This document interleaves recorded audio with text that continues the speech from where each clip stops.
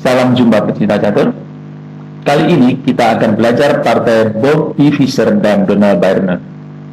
Yang mana partai ini mendapat julukan partai abad ini. Partai yang fenomenal ini dimainkan Fischer saat masih usia 13 tahun di kejuaraan catur di New York, Amerika pada tahun 1956. Ketiga, pengembangan buah. Fischer kuda F6, pengembangan buah juga. C4 untuk mengontrol peta pusat. D5, G6 membuka jalan untuk gajah Vincento di G7. Kuda C3 mengembangkan buah.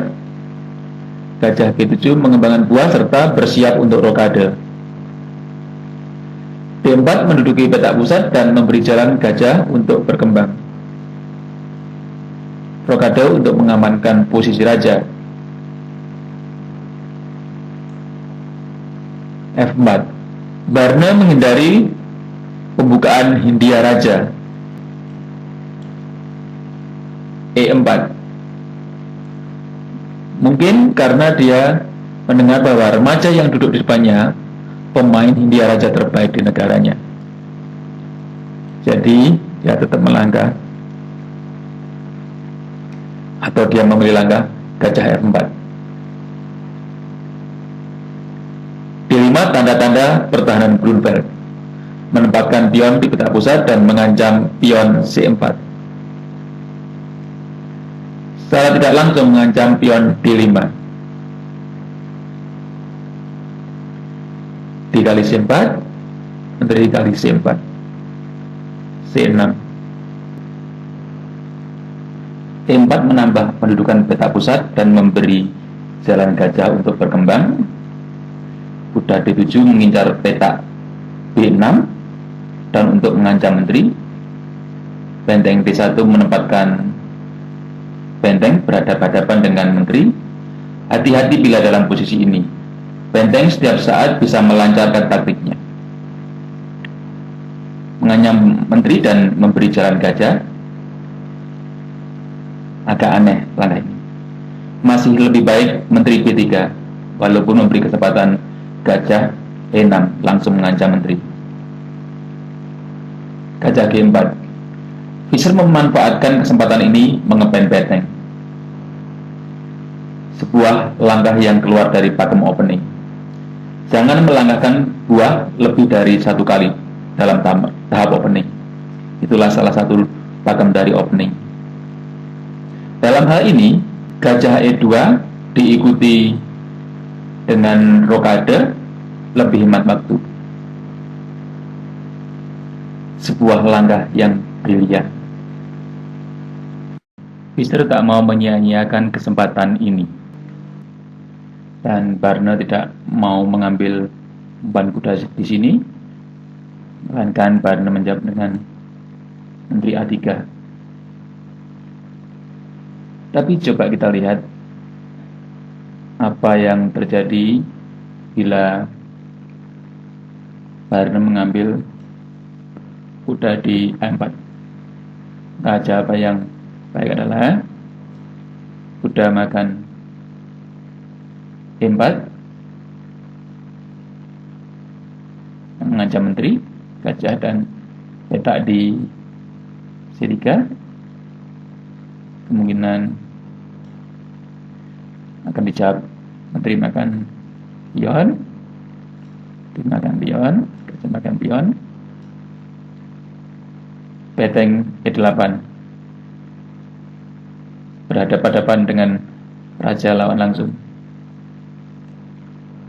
Dan bila menteri H4, kuda C3 siap mengancam benteng dan kuda, di mana dia adalah langkah temuan, ya, artinya buka skak.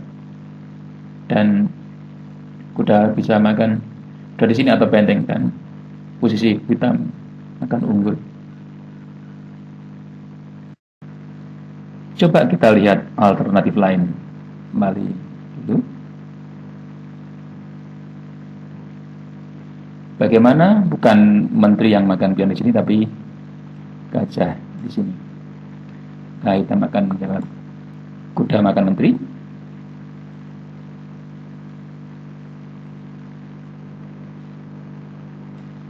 Gajah makan menteri. Kuda makan kuda di empat. Dan posisi hitam akan tetap bagus di sini. Kita coba alternatif lain.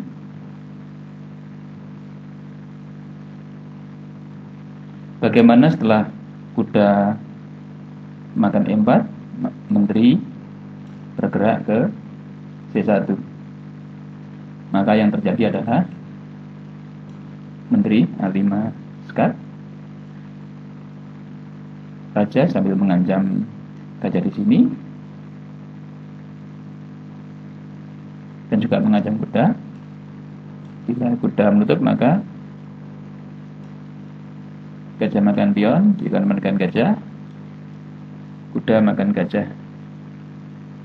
Dan menteri di sini tidak bisa mengancam kuda karena dibantu oleh menteri hitam di sini. Baiklah, kembali ke posisi semula.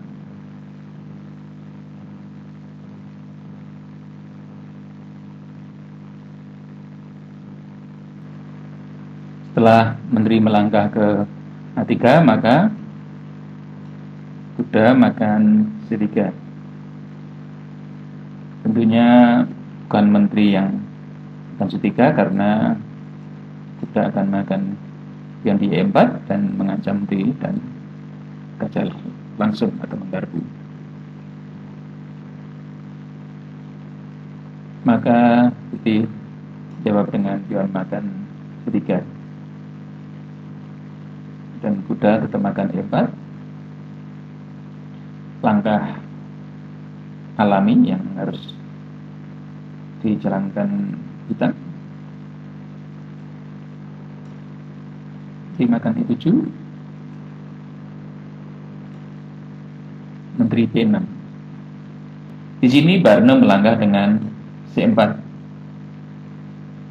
Tapi coba kita lihat apa yang terjadi seandainya Barne makan benteng di sini. Maka yang terjadi adalah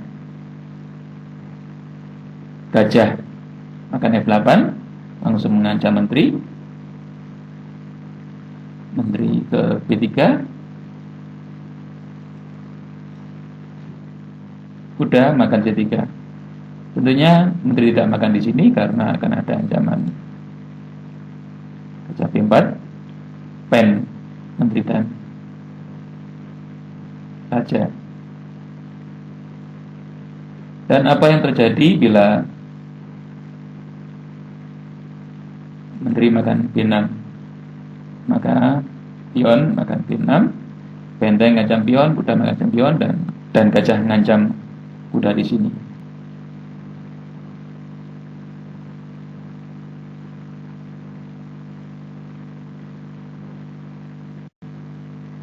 Fischer mengabaikan bentengnya diancam dan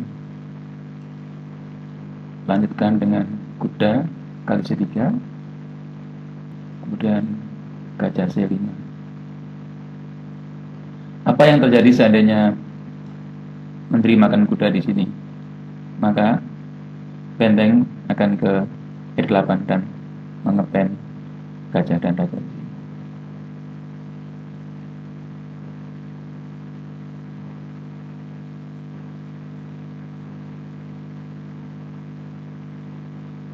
Setelah gajah C5, Fischer melanjutkan dengan benteng E8, skat, raja F1, gajah E6.